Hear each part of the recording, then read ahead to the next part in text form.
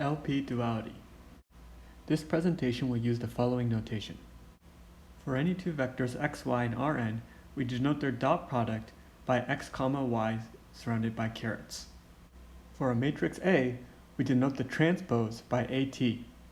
The transpose of A is defined by the equation the dot product of y and ax is equal to the dot product of A transpose y and x for two vectors x and y. We write x less than equal to y for two vectors x and y if for every coordinate I, xi is less than equal to yi. Last time we introduced linear programs. Here we will discuss two standard forms of LPs. The first type is packing LPs. In packing LPs, we are maximizing a linear objective Bx over all non-negative vectors x, subject to the linear inequalities ax less than equal to c. Here A is a matrix with m rows and n columns, B is a vector in n dimensions, and C is a vector in m dimensions. The second type of LP is a covering LP. Here we're minimizing the linear objective, the inner product of C and y, over all non-negative vectors y, subject to the linear inequalities A transpose y is greater than or equal to B. Let's compare and contrast these two types of LPs. The packing LP on the left is maximizing a linear objective subject to less than equal inequalities. Conceptually, this is sort of like trying to pack in as much of each coordinate as possible subject to certain size constraints ax less than or equal to c.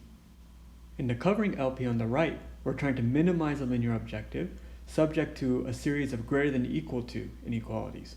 Conceptually, we're trying to take as little of each coordinate as possible while covering each requirement encoded in A transpose y greater than or equal to B. Here we've written the packing and covering LPs in a form to have certain symmetries between them. On the left, the constraint matrix is given by A, and on the right, the constraint matrix is given by its transpose. The vectors B and C also swap roles. On the left, B is in the objective, on the right, B is in the constraints. On the left, C is in the constraints, and on the right, C is in the objective.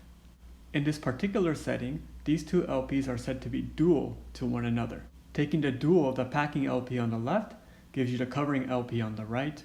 Taking the dual of the covering LP on the right gives you the packing LP on the left. Note that either way, taking the dual of the dual gets you back to the original program. Dual linear programs are fundamentally related by the LP duality theorem. The LP duality theorem states that the packing LP on the left and its dual covering LP on the right have the same optimum value. This should be surprising at first glance. The LP duality theorem has far-reaching consequences across computer science and optimization. In particular, we will use it to prove a familiar result that we already know is very important. Max flow, min cut. We have the usual flow network setup. We have a directed or undirected graph and the edges have capacities, and two specially designated vertices, a source S and a sink T. We write down the corresponding LPs for max flow and min cut. First we have the LP for max flow, which we interpret as a packing LP from the path packing perspective. Our vector x has one coordinate for every path from S to T in the graph. For example, there is one coordinate designated to the path going along the top of the graph. There's another coordinate for the path going across the middle, maybe another coordinate for the path going across the middle and then up to the top, and so forth, one coordinate for every path. Note that x may have exponentially many coordinates as there are exponentially many paths in a graph. The packing constraints require that the number of fractional paths we put through any particular edge is at most the capacity of that edge. The goal is to maximize the total quantity of fractional paths that we're able to pack into the graph. Overall, we have designed a packing LP to describe max flow. The dual covering LP gives a fractional relaxation for minimum ST cut. We have one coordinate for every edge in the graph. The dual covering constraints given by the transpose of the packing constraints are as follows. For every S to T path P, the sum of values y sub e over edges in the path has to be at least 1. These constraints, saying we have to take one total fractional edge from every S to T path, is a continuous analog of S to T cut. The goal is to minimize the inner product of the capacities of the edges and our solution y. We can interpret the objective value as a total capacity of our fractional cut y. We will apply LP duality to these two dual LPs to reprove the max flow min cut theorem. Our goal is to prove the max flow min cut theorem. we emphasize that we're analyzing the minimum value of any discrete cut in the graph. As mentioned above, the max flow is the same as the maximum value over any fractional path packing in the graph. LP duality tells us that the value of the maximum flow is equal to the value of the minimum fractional cut in the graph. We need to relate the value of the minimum fractional cut to the value of the minimum discrete cut. Because the fractional cut LP is a linear relaxation of the discrete minimum cut problem, that is to say that any discrete cut is a feasible solution to the LP, we know that the minimum capacity over all fractional cuts is at most the minimum capacity over all discrete cuts. Working towards a proof of the max flow min cut theorem, let Y be a fixed optimum solution to the fractional cut LP.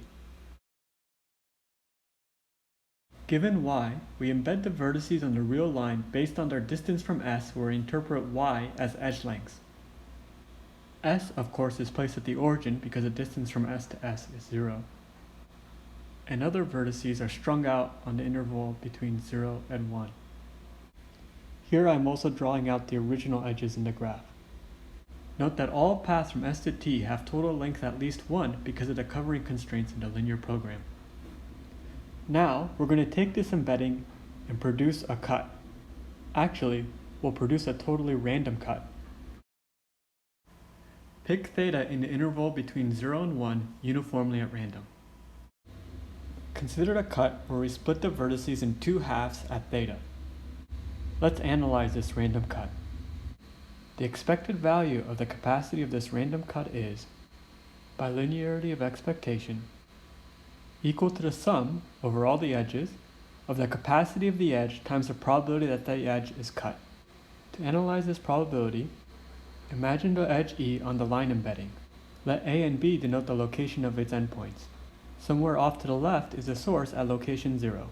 Because A and B encode the length of the shortest path with respect to Y, we must have that B is less than or equal to A plus the value Y sub E of the edge E. In particular, B minus A, which is the probability of E being cut, is less than or equal to Y sub E. Plugging in Y sub E as an upper bound on the probability that E is cut, we conclude that the expected capacity of the cut is at most the inner product of the capacity in our solution Y.